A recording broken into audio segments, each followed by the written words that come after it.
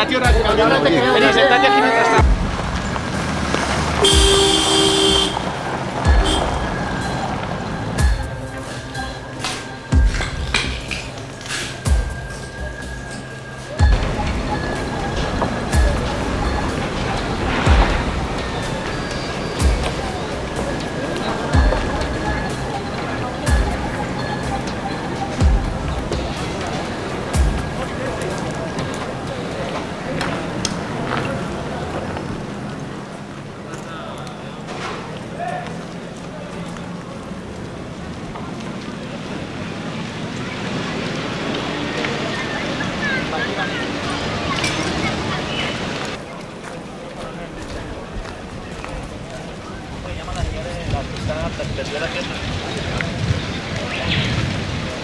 Que perdió la pierna y los dos éramos los tres.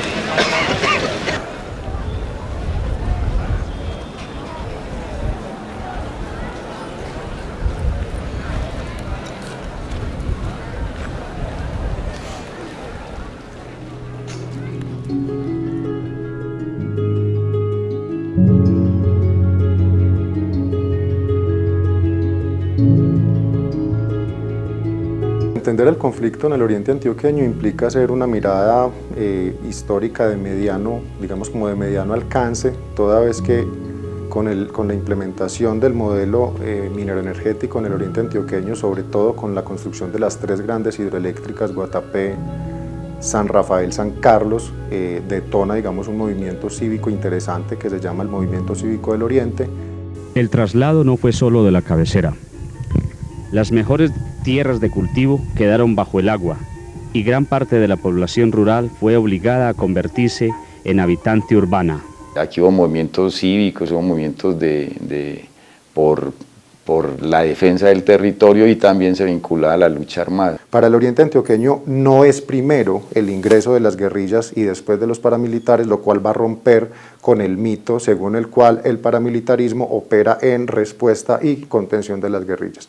Para el caso del oriente antioqueño, lo primero que entran son expresiones de corte paramilitar, de corte contrainsurgente, en particular en el aniquilamiento físico del movimiento cívico del oriente.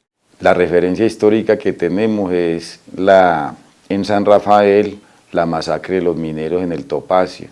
En ese tiempo no había autodefensas organizadas o paramilitares en el oriente. O sea, esa violencia genera una respuesta.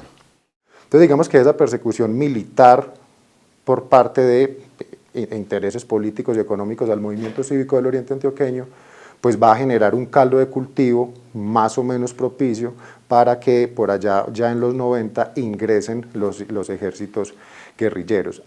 Y tenemos que decir que como hecho histórico, en San Rafael y en unos municipios hubo concejales del movimiento político que ayudamos a formar las FARC, que se llamó Unión Patriótica, pero la respuesta fue bala a los integrantes de ese partido político y mucha gente pues optó por vincularse a la lucha armada.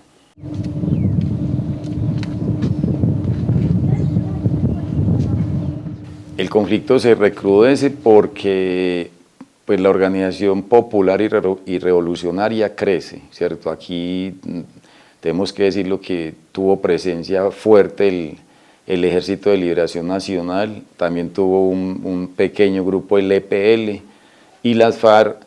Llegamos aquí en el año 78 con unidades del Cuarto Frente, o sea, llegaron del nordeste al oriente. Entonces, claro, digamos, hay 4 estructuras guerrilleras en el oriente antioqueño, eso se va a consolidar entre mediados de los 90 y finales. Eso va a generar el ingreso, digamos, en un primer momento, de las estructuras paramilitares de Ramón Izaza. El bloque del Magdalena Medio que cobijaba desde San Luis, La Danta, Sonsón, cerrada por Caldas. Y la segunda va a entrar por los municipios del norte, por San Roque, llegar a San Carlos, en un lugar histórico para el paramilitarismo, no solo en el oriente, sino en Colombia, que va a ser Caño Cristales, y a partir de ahí el ingreso al oriente antioqueño del bloque Metro. Y lo último, el bloque Héroes de Granada, que hacía presencia desde Medellín hasta esta zona del altiplano del oriente. Y a eso se suma 4 brigadas, la cuarta, la 14ª, la sexta, y unas brigadas especiales que se formaron. Entonces, en un terreno que se puede decir pequeño, hubo mucha atomización de fuerza militar, guerrillera y fuerza del Estado y fuerza paramilitar. Y eso condujo a una pelea por el territorio. Este territorio era estratégico y la guerra se vio muy cruenta, aquí no hubo neutralidad. Es que en la guerra que se venía librando con el paramilitarismo, si uno va al dato, el dato a nosotros nos va a decir, por ejemplo, casi el 85-90% de los asesinatos en el oriente antioqueño son indagables al paramilitarismo, digamos al conflicto paramilitar. Y casi el 100% de la afectación a la propiedad privada, de la afectación digamos, a la infraestructura, a los pueblos, ese tipo de cosas, es de las guerrillas. Y ya después del 97, 98, las FARC a nivel nacional ya orientan unir fuerzas de varios frentes para hacer objetivos más constantes y más grandes. Y entonces eso se denominó las campañas nacionales militares, por eso nos hicimos nosotros en el 98, la toma de San Carlos. En ese mismo año estuvimos en Cocorná y San Francisco a finales en diciembre.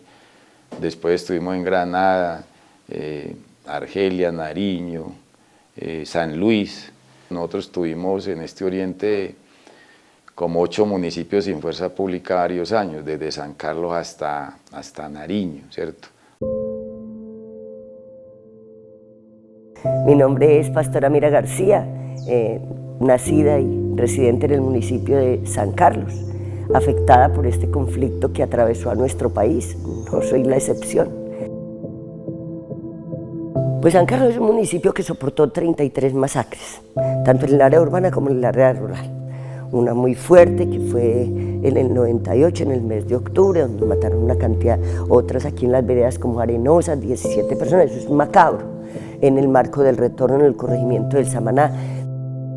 Pero los carrobombas marcaron también una forma descarada.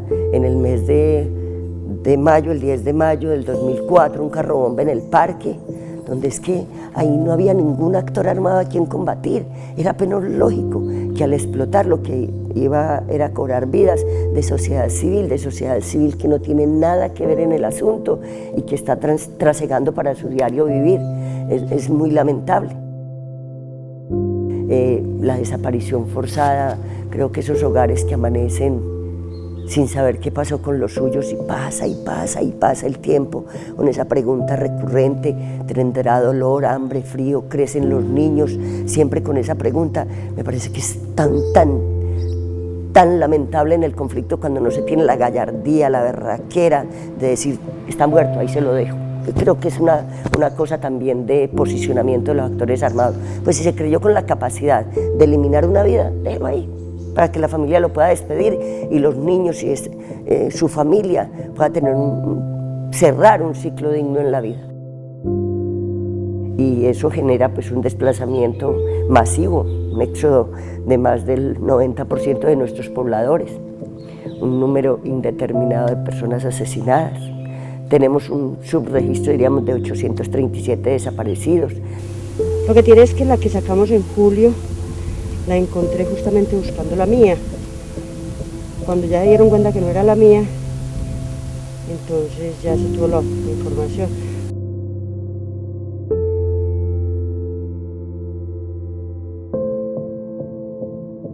...137 víctimas civiles de minas, muchos niños reclutados y desaparecidos que sus mamás hoy todavía los están buscando. Mujeres vulneradas en su integridad, la violencia sexual fue el común denominador, pues convirtieron a las mujeres su cuerpo en botín de guerra para humillar al otro. Todo quedó devastado.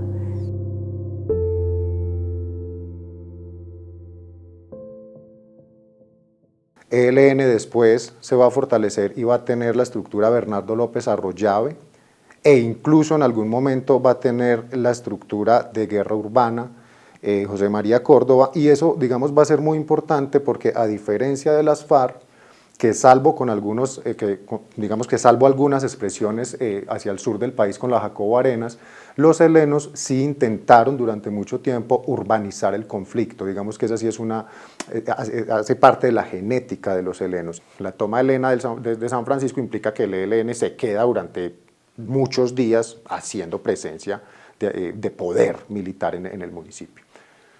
El ejército sabía dónde estaba, la policía sabía dónde estaban, la clase política sabía dónde estaban, pero no tenían herramientas para responder a eso.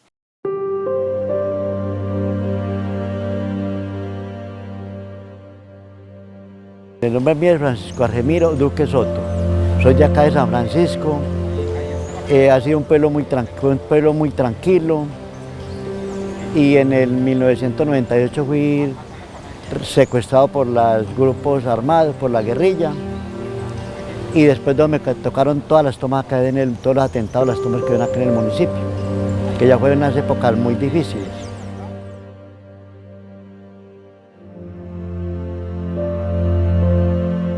San Francisco era un pueblo muy tranquilo. Después de las tomas ya comenzó la zozobra, los desplazamientos, y ya este pueblo casi fue un pueblo fantasma. A mí en esa época me tumbaron todas las propiedades, me tocó estar de posada, todo en el suelo, la familia le tocó desplazarla a Medellín. Había pues sí muchas balaceras en cualquier hora del día, muchos hostigamientos que se llamaban en esa época.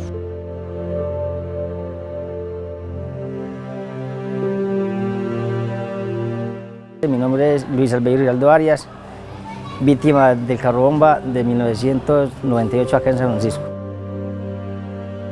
Hubo un carro bomba acá en San Francisco, Cocorna, San Luis y San Carlos, en cual de ellos hubieron, acá en nuestro municipio, hubieron 14 muertos y 21 heridos. Yo me escondí por ahí para unos baños, la señora mía se quedó en la otra parte con los otros hijos míos, y yo amanecí en ese baño con un sobrino mío y una señora. Eso fue toda la noche, de 7 de la noche a 5 de la mañana. Eso fue bala toda la noche.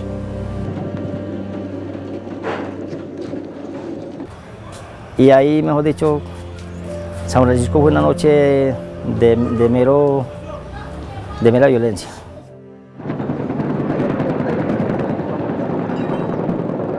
Después del carro bomba ya llegó las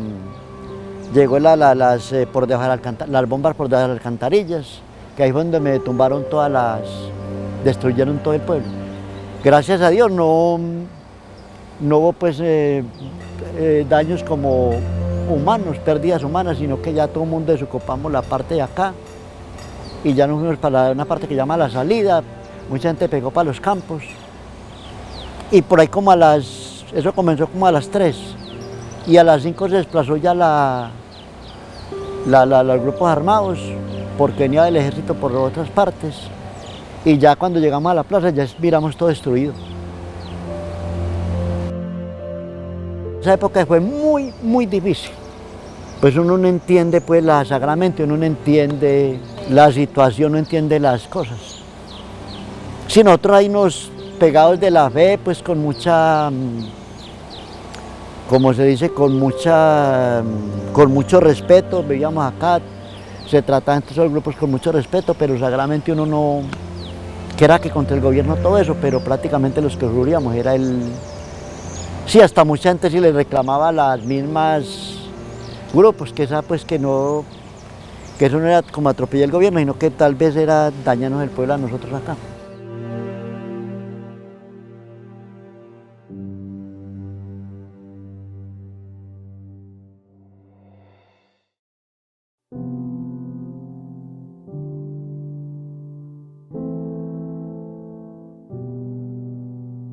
Mi nombre es Gloria Elsie Ramírez Arias, hago parte del Salón del Nunca Más, de la Organización de Víctimas Asovida.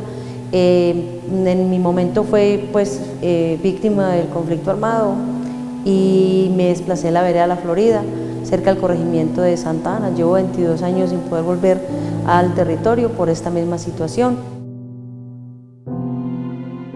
Granada, digamos que en su momento tenía más o menos 22.000 habitantes, pasó a tener 4.500 después de todo este conflicto, y Con todo esto vivimos más de 34 masacres, vivimos más de 3.000 personas pues, que fueron víctimas, 98% de población desplazada rural, 73% urbana, más de 150 personas por falso positivo, más de 100 que fueron afectadas por mina antipersona y un sinnúmero de actos, digamos, difíciles que vivió la comunidad.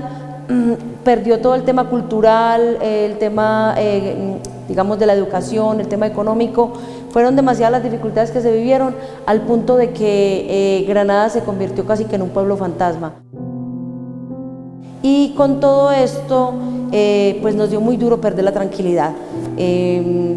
Pusieron un carro bomba en el 2000, 6 de diciembre del 2000, donde nos destruyó el 40% del municipio de Granada. ¡Ay, a mi hijo! Estoy buscando a mi hijo, que no se ve. Un mes antes y 3 días, una masacre de las autodefensas de 19 personas. Nosotros ante esa masacre tomamos la decisión de asaltar el puesto de policía, porque los paras no tenían un puesto ahí, ¿cierto? Se repartían en varias casas, se camuflaban. El problema es que no medimos en la planeación el uso del explosivo, utilizamos un carro bomba que al ser una calle en falda rodó un poco y ese carro pues afectó al cuartel, pero afectó varias casas civiles porque son casas de 2 y 3 pisos y la onda expansiva destruyó varias casas.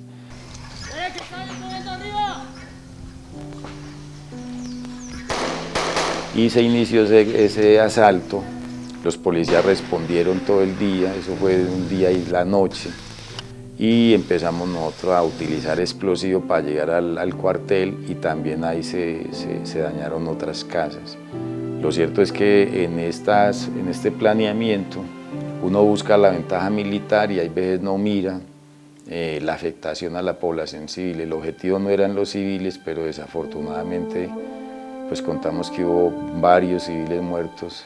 El hecho de que hayan tumbado el pueblo a nosotros nos da pues como una parte digamos como de cuando estamos jugando ajedrez de jaque mate, porque ya no teníamos como esa esperanza tan siquiera, o sea, se había perdido hasta la esperanza y las ganas de vivir.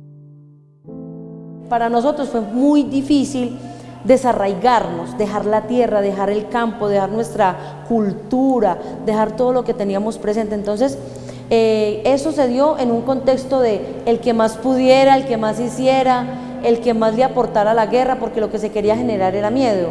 Y pues desafortunadamente se logró con todas estas situaciones que se dieron.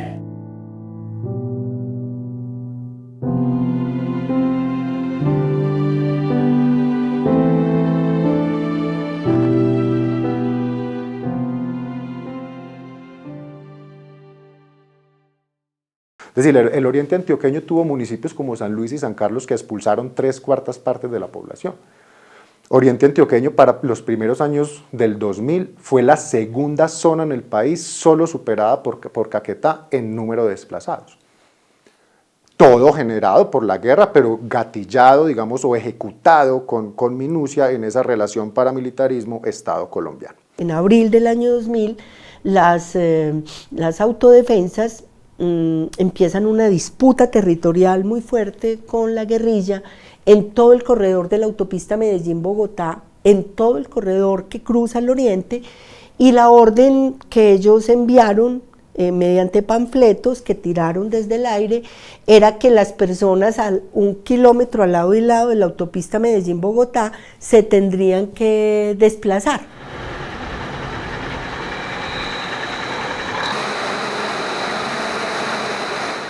Nosotros después caminábamos San Carlos y eran veredas totalmente solas, Granada, San Luis. O sea, la guerra del Oriente fue dramática. Yo creo que fue uno de los territorios donde la guerra fue más cruenta y donde se vació la población del territorio. El contexto de orden público en el Oriente antioqueño en el 2000-2001 era bastante complicado, principalmente lo que llamamos el Oriente lejano. Acá en el altiplano no estaba tan grave todavía. Empezó a agravarse a partir de mediados de 2001. En Marinilla, digamos que fue relativamente tranquilo, porque primero, al menos de público conocimiento, primero entraron los paramilitares. Entonces aquí lo que sí hubo claramente en el pueblo fue un comando del bloque metro que operaba aquí, que vivía aquí y que incluso en algún momento nuestro cura párroco conocía el lugar exacto donde vivía. Mejor dicho, las cañadas están llenas de guerrilleros muertos. Lo más terrible que hayamos vivido fue el 31 de mayo, que en la última novena a la Virgen, o el Rosario de Aurora que llaman ellos, en la escuela de Salto Arriba, estaban terminando ese mes, los niños de la escuela con las profesoras, con los campesinos del sector, con los directivos de la vereda, Junta de Acción Comunal, acueductos veredales, estaban allí las profesoras. Fueron detenidos, nos contaron que tenían una lista, llamaron a las personas por nombres propios, los separaron. Y allí se desarrolló durante varias horas una toma paramilitar del bloque metro y allí asesinaron a 6 personas y desaparecieron a 2. La masacre de Salto Arriba fue por acción del bloque metro, de las autodefensas, que en ese momento y también años después ellos nos lo corroboraron en otro trabajo humanitario que yo hacía. Pude tener cerca a Simón, que era el comandante, y me confesó que efectivamente ellos habían estado, o sea, no tenemos duda de esa autoría.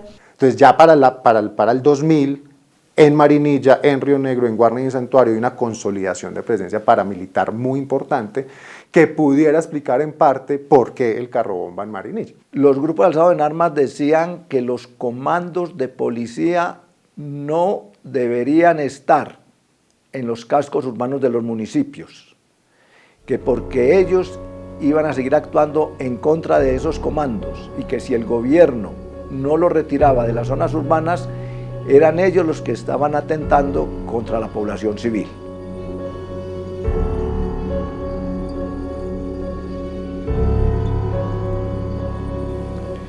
Con respecto a si recibimos amenazas antes del carro bomba, no, en absoluto. Eso fue sorpresivo para todos. Fue un día tipo mediodía, que inclusive yo venía de la casa de mis padres, que viven a una cuadra del comando. Y justo cuando yo estaba entrando al centro administrativo número 2, fue que se escuchó la explosión.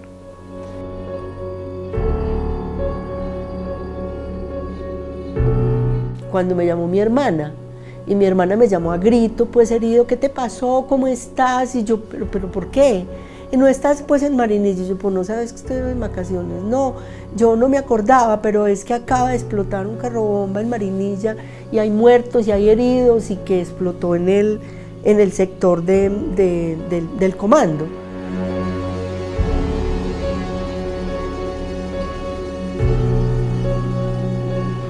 Mi nombre es Wenceslao Escobar Echeverry. En el 2001 estaba dedicado a las artes plásticas. En el momento de la detonación yo estaba realizando un mural en el colegio La Normal. Estaba encima de un andamio y estaba pintando el rostro de San Francisco. En la posición en la que yo me encontraba, en el momento de la detonación, vi cuando subió el hongo de la onda explosiva y se vio el polvo y las hojas de los árboles que estaban al lado del comando. Mi nombre es José Alejandro Ramírez. En el año 2001 estaba terminando mi carrera como comunicador social periodista y en ese entonces era el encargado del canal comunitario de Marinilla muy en sus inicios. Yo sentí la explosión y a través de una de las ventanas de la casa de mi mamá vi la voluta de humo que produjo. La ubicación obviamente inmediatamente me indicó que había sido en el comando de policía y lo primero que yo pensé fue a Codema, el canal y la gente. Mi nombre es Irma González. En el año 2001 me desempeñaba como administradora de la Asociación Mutual Codema. En el momento de la detonación del carro bomba me encontraba en la oficina. Habíamos recién regresado de la hora de almuerzo.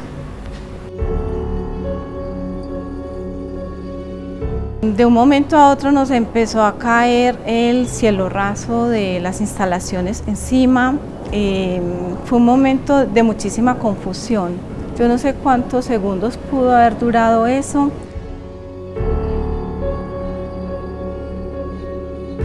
Yo todavía no entendía qué estaba pasando. Ya empecé a ver y a escuchar la gente que corría, la gente que salía del centro administrativo número 2, la gente que gritaba una bomba, una bomba. Informaron que vieron un carro rodando sin conductor, lo habían ubicado en la parte de arriba de la vía del comando. Alguien que nadie vio lo empujó, rodó y lo explotaron cuando estaba justo frente al comando.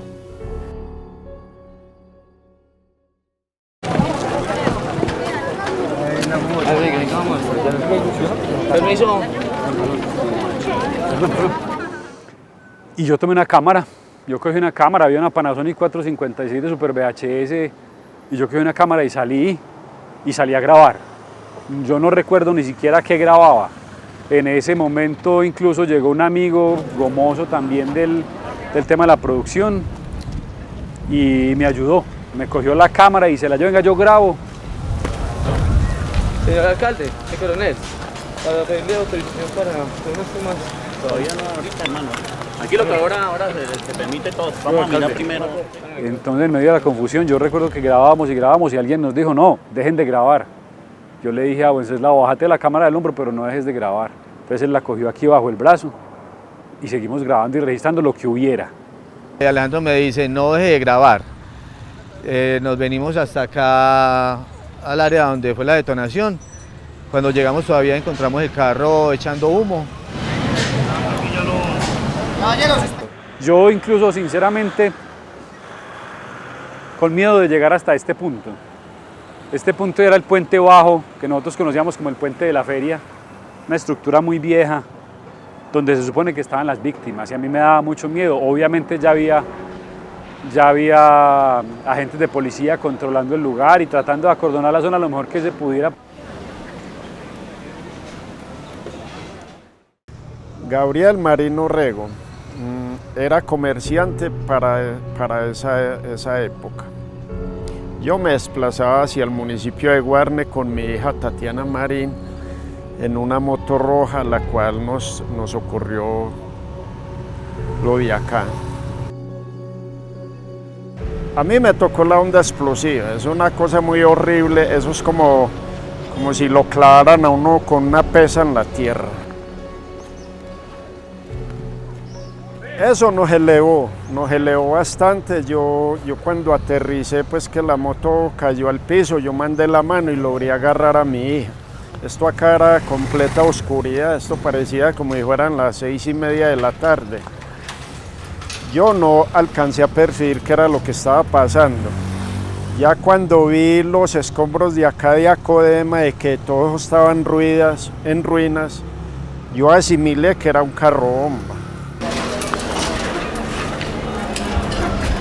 Yo bregué a huir de acá, porque esto acá era terrorífico. A pesar de que estaba muy grave y con ayuda de vecinos, yo logré ir al hospital con mi hija. Gabriel Marino Rego, Juan Pablo Alzate Hincapié, Erika Zuluaga, Tito Isaac, que salga más para acá, Perafán, Raúl de Jesús Giraldo Aristizábal, José Humberto García Zuluaga, Daniela Giraldo Duque, Tatiana Marín Giraldo. Cuando llegamos al hospital, en el momento que llegamos al hospital está saliendo una de las ambulancias con una niña herida.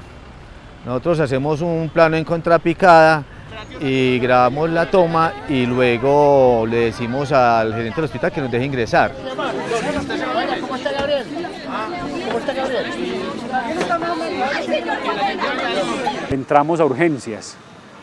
Los médicos, las enfermeras, los auxiliares, ni siquiera el vigilante estaban preparados para eso. Adentro había caos. Adentro había caos, personas heridas. El mismo personal de salud de urgencias estaba pues conmocionado, nadie sabía cómo qué había pasado. Y pasamos por todos los cubículos. Habían 4 personas en ese momento que estaban siendo atendidas por el personal médico. Estaba un policía al que le estaban sacando una metralla que le había quedado en la espalda. Había otro señor en una camilla, ese estaba inconsciente. Y creo que el otro que está en otro cubículo también en una camilla era don Gabriel.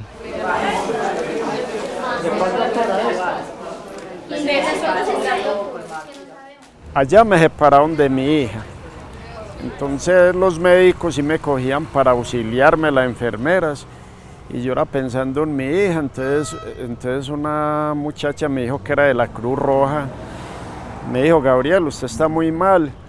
Yo lo voy a averiguar por su hija, pero usted haga el favor y se queda quietecito acá para darle los auxilios. Yo estaba ahí al lado donde está la señora que murió acá. Cuando ya la muchacha de la Cruz Roja apareció y me dijo: su hija hubo que echarla para Río Negro, ella está muy mal. Parece que la va a quedar ciega y usted va enseguida para Río Negro, allá se va a ir con ella. Se va uno entonces, usted o la mamá, ¿quién se va a ver? El tío, el tío. Entonces va el tío. No, el tío, ahorita su mamá y por los papeles. Y sí, por ahí al cabo, por ahí de 1 hora, ya nos echaron para Río Negro. Mi hija la llevaron en una ambulancia aparte y al rato me llevaron a mí.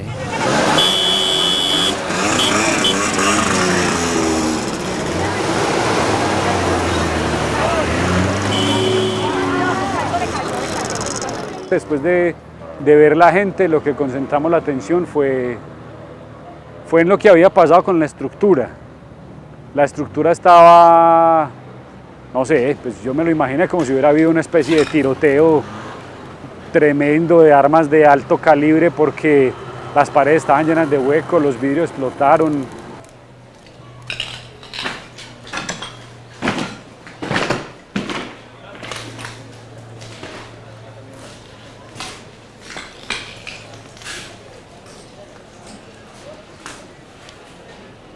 Y ver que realmente pues al lado de donde estaba la explosión, que era hacia el lado del comando, el comando realmente casi no había sufrido nada, ¿cierto? Por el contrario, hacia el otro lado estaba la ola expansiva, había casi que rebotado y había destruido gran parte de las instalaciones de Acodema.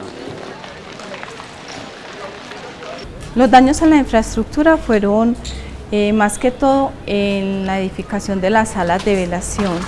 Las salas de velación sufrieron un 80% de destrucción.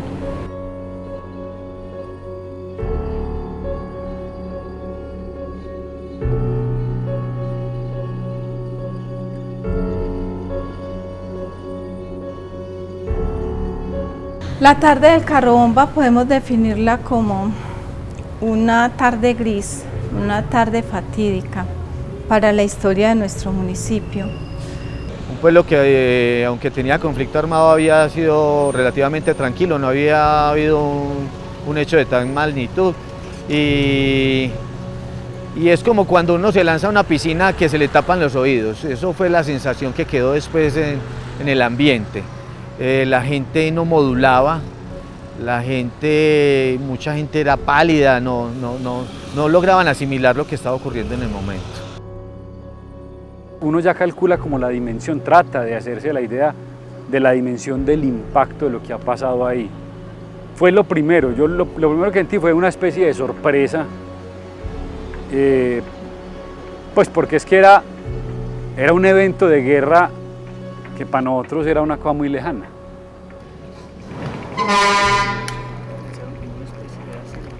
Y esa zozobra pues es algo que uno no quisiera pues como vivirlo y que nadie lo viviera, y yo sé que esa zozobra no solamente la vivimos nosotros post carrobomba, sino que fue una zozobra que se vivió en la región del Oriente Antioqueño por muchos años y por muchas personas, fueron muchas las víctimas.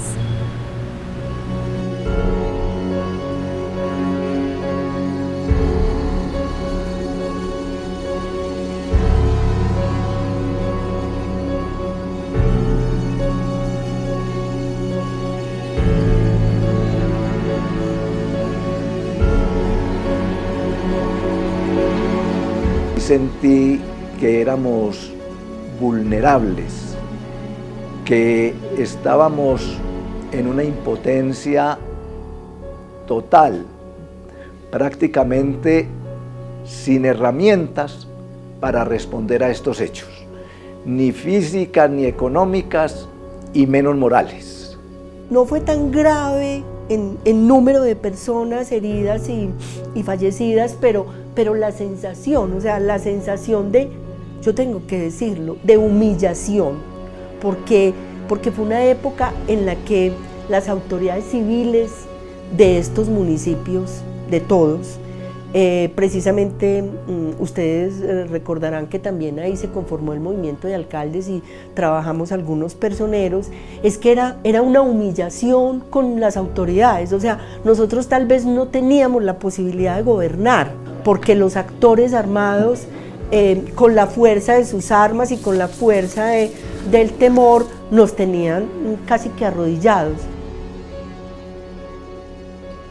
Y con el carrobomba, aunque todo apunta a que fue un hecho de la guerrilla del ELN, eso no está tan, pues yo por lo menos, yo no conozco que exista la plena prueba. Los rumores de que los autores del atentado, nadie decía nada, únicamente en una reunión con el comandante Timo León del ELN nos dijo que él no había sido. Y él todo el tiempo nos negó el hecho, o sea, todo el tiempo nos dijo que ellos no habían sido. Yo incluso mirándolo a la cara le dije que no le creía del todo.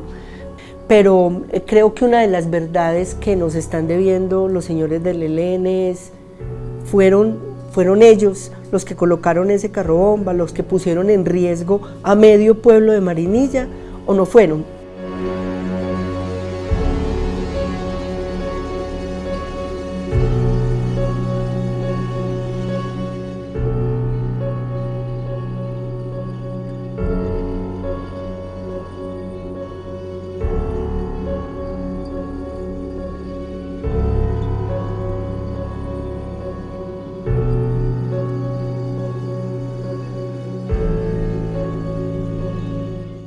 Porque es que si no hay verdad, ¿cómo hacemos nosotros para poder construir nuestra historia? O sea, si usted no conoce qué pasó y qué sucedió, si tú no estuvieras en este espacio hoy, ¿cómo darías a conocer entonces a un territorio la verdad? La memoria es la grieta por donde sale la verdad. Y la gente dice que es que el que no conoce la historia está condenado a repetirla. Yo digo que quien no conoce la historia le falta el piso firme para impulsar a la transformación. Es necesario conocer esa historia para saber que no se vuelve a resbalar en el mismo pedacito y no se vuelve a caer en el mismo hueco. Ahorita en este momento la verdad está en disputa, o sea, y la verdad la tuvo esta región durante 30 años, la verdad de los vencedores. Ustedes saben que en la guerra el que gana la guerra es el que gana la narrativa. Y ahorita en este proceso de paz estamos diciendo, pues escúchenos, ¿cierto? Escúchenos que nosotros tenemos una verdad histórica que contar. Entonces todo esto es innecesario, en todo esto nadie ganó, la población civil siempre era la más afectada. Porque la guerra no deja nada bueno, nosotros no vemos el olvido como parte de nuestra historia. Es una cosa innata en el ser humano, olvidar, y olvidar para muchas personas lo que no nos tocó, lo que era rutinario. Pero yo estoy seguro de que si le preguntas a alguna de las personas que estuvieron involucradas con los heridos o los muertos, hasta una lágrima les va a salir. Y debemos estar suficientemente conectados con los demás para poder armar esta historia entre todos, para poder hablar de esto con tranquilidad y sanar las heridas entre todos. Si reconstruimos bien y nos responsabilizamos cada uno en lo que hicimos, pues podemos decirle a las nuevas generaciones tengan en cuenta cómo pasó esto. Entonces el ejercicio de la memoria histórica lo que permite es, si se hace de forma más o menos democrática, es decir, esta es la historia que acompaña el conflicto armado. ¿Para qué? Para nunca más volverla a repetir.